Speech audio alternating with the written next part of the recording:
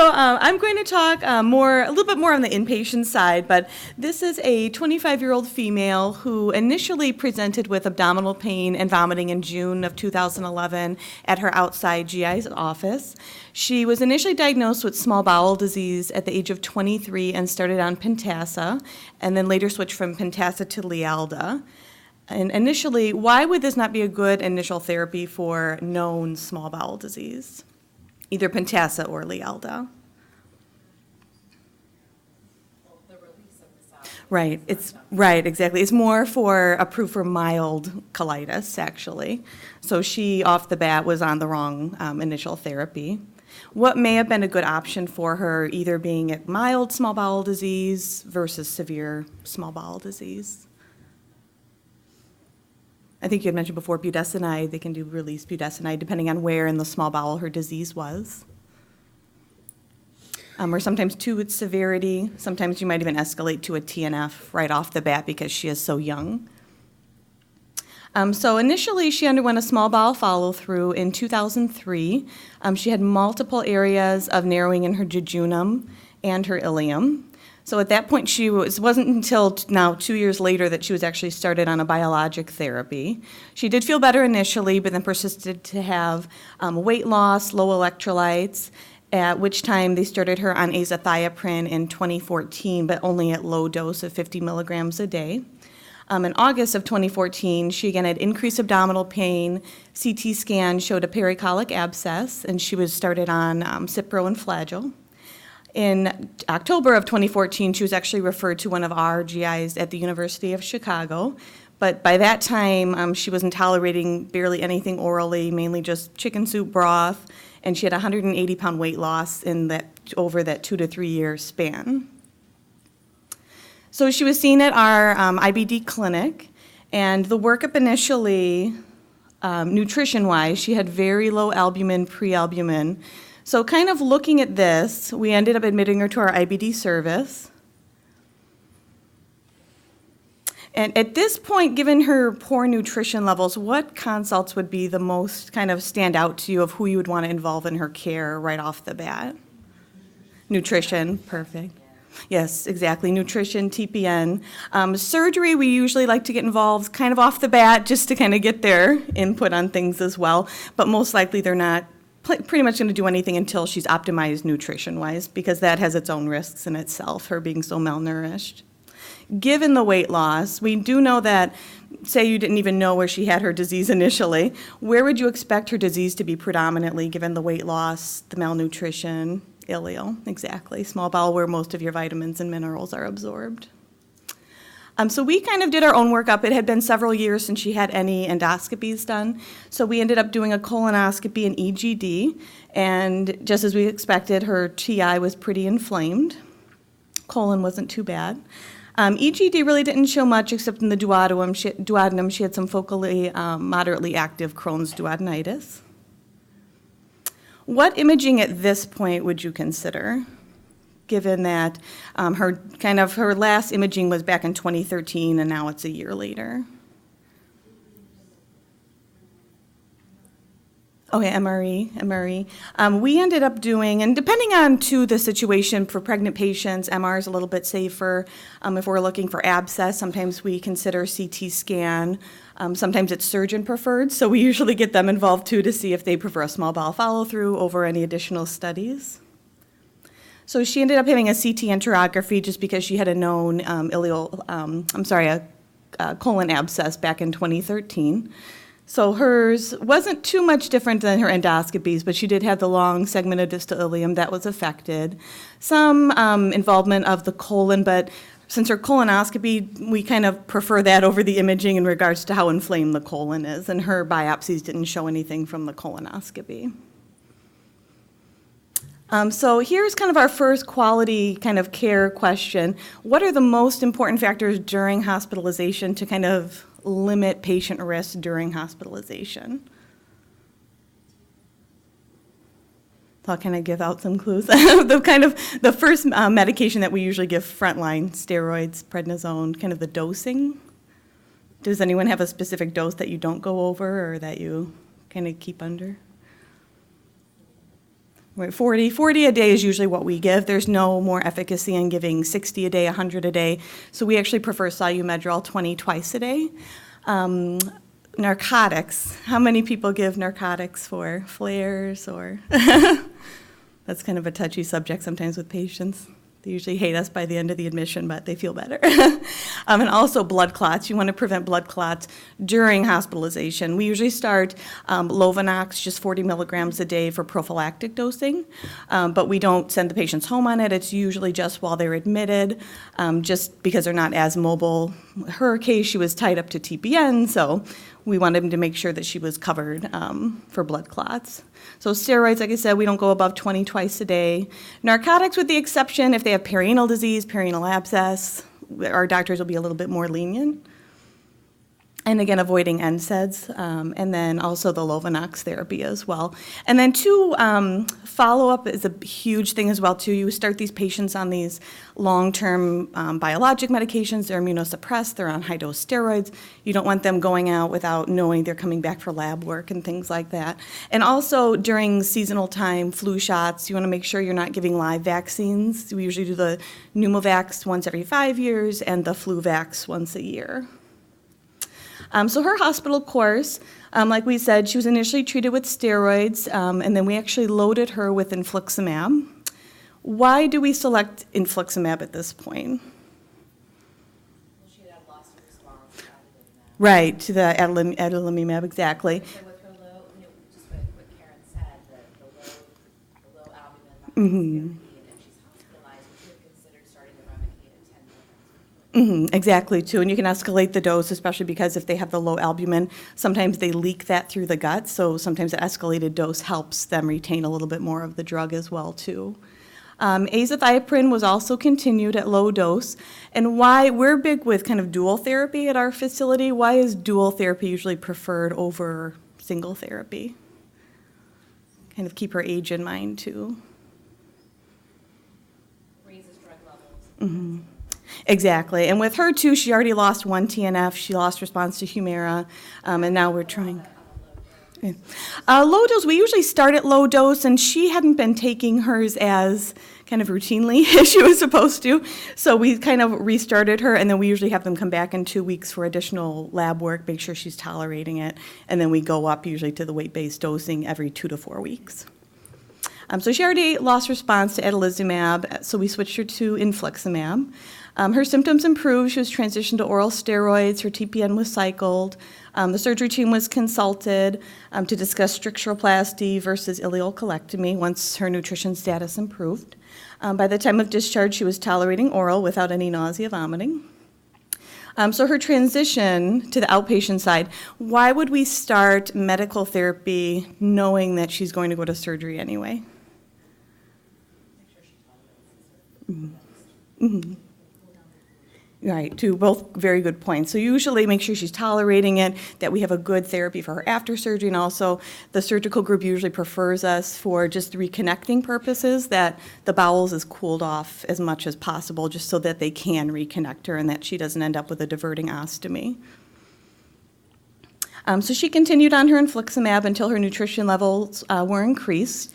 Her azathioprine was gradually increased up to 100 milligrams. We were slowly tapering down her steroids just to prevent any complications after surgery. She improved significantly, and then she followed up with colorectal surgery. She was on decreased TPN. She was only needing some calories at that point, gaining weight. Off steroids right before surgery, and they plan to do an ileocolectomy with possible stricturoplasty. What are the benefits of the stricturoplasty versus an actual resection? Exactly, saving you, especially because she's only 25, you want to make sure you preserve as much bowel for her as possible so that she doesn't need chronic TPN. So down the road in January, she underwent a laparoscopic ileocolectomy with 3 stricturoplasties.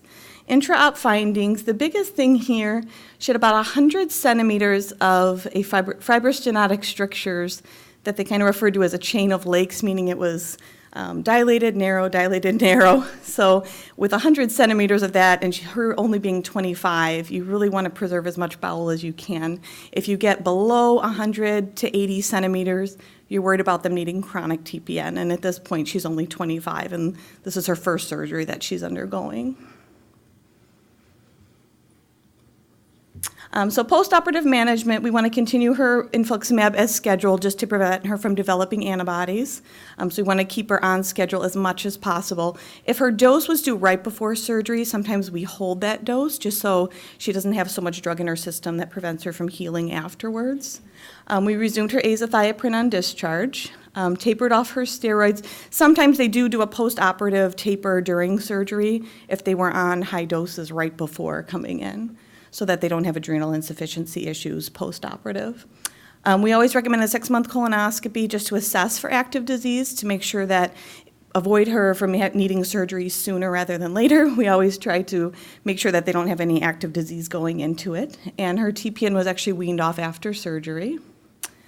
Why are steroids not needed after surgery other than the taper? To try to get them off quickly. Exactly. Wound healing's a big thing. So really, we want them off, and it's really just a Band-Aid a lot of the time to get them to the point of surgery. And after surgery, we wean them off just to make sure they're not having adrenal insufficiency issues, depending on how long they were on the medications for. So in clinic, she admits to stopping her azathioprine, but she remained on the infliximab. So at this point, she's having breakthrough symptoms, diarrhea, and joint pain. So her GI recommended that she continue the infliximab, resume the azathioprine 100 milligrams a day. And at this point, we're going to start Entocort because we're suspecting that her ileal disease is kind of flaming again. So halfway through her next infliximab infusion, she develops itching, shortness of breath. They pre-medicate her with some Benadryl, hydrocortisone. Her symptoms resolve, but the infusion was not restarted. What lab at this point, knowing her reaction, knowing she stopped the azathioprine, would you consider ordering at this point? Levels, exactly, infliximab levels. So hers, she ended up having a very low level, a lot of antibodies. She now reports nausea, vomiting. She was ending no improvement on the Entocort, so she changed back to prednisone, and we're still continuing the azathioprine. How do infliximab levels and antibodies help in dosing of infliximab? Some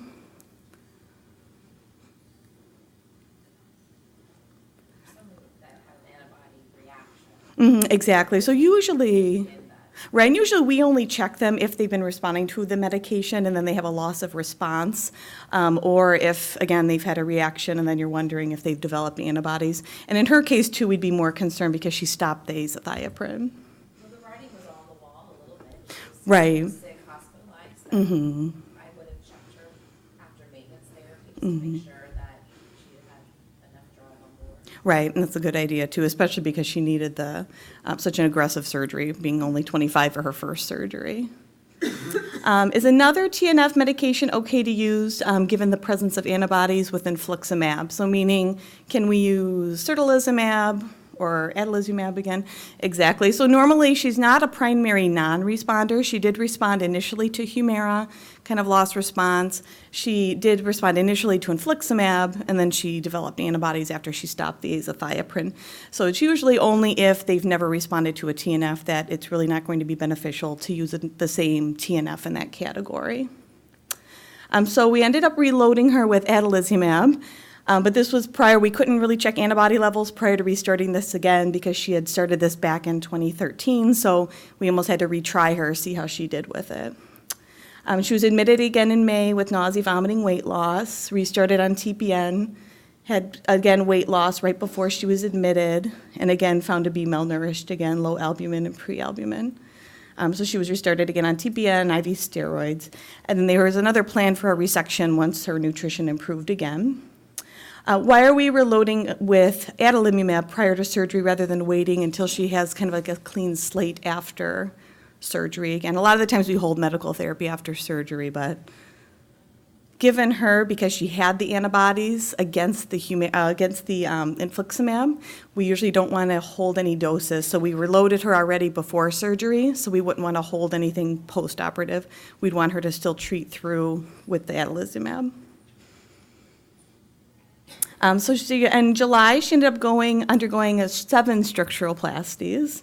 The bowel actually didn't look inflamed during surgery or the surgery she had in January. She was instructed to keep on the adalimumab as scheduled, and at this point her azathioprine was increased to 125 upon discharge home. Why would we decide not to hold therapy until a month post-op like we normally do? This kind of goes back to the antibodies again. We don't want, since we loaded her, we don't want to put her at risk for developing antibodies. I mean, adalimumab is scheduled. Would you consider weekly dosing out the week? Sometimes what we do is a scope in about 3 months after surgery. Usually we do the 6-month scope, but at this point, we might move hers up to 2 to 3 months just to check if she has early inflammation. Or it's a good point too. We can always measure drug levels, see where she's at after the loading phases. All right, she's readmitted again. Weight loss, nausea, vomiting. What would you be concerned about given her history with the infliximab? Antibodies. And again, she has antibodies even while being on the azathioprine. Any other options for her? She didn't have complete response the second time around with the adalimumab, and she has antibodies with a low level, so she's improved for vedolizumab. And what is the issue with vedolizumab with dosing, with kind of the time vedo kicks in? Long time. So we need a bridging therapy with her to prevent her from being readmitted recurrently in the hospital with symptoms. So we actually started tacrolimus at weight dosing 5 milligrams twice a day and Bactrim just prophylactic to prevent pneumonia. And at this point, we tried to wean her off her tacrolimus, but she ended up getting readmitted again, so she's back on Tacro and still on the Entyvio. She's through her loading doses, but we're still treating her with both medications at this point. Some key points, never leave surgery as a last-ditch effort with these patients, especially because they are young. You don't want to throw that on them at the last minute.